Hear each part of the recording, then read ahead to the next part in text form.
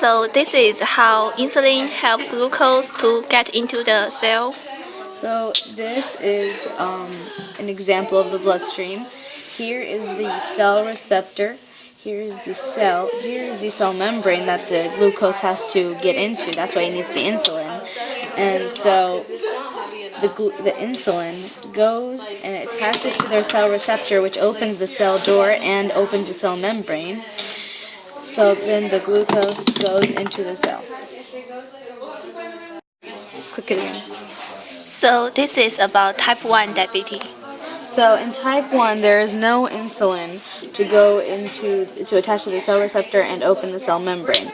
So when the glucose tries to get into the cell, it can't get in because it's closed.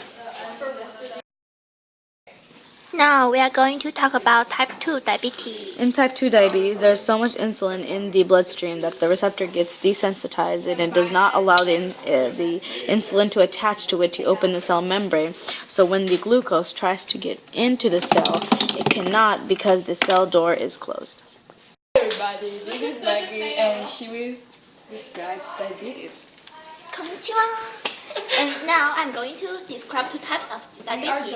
The first type of diabetes is like your pancreas can't produce any more insulin, so glucose cannot get into the cell without the help of insulin.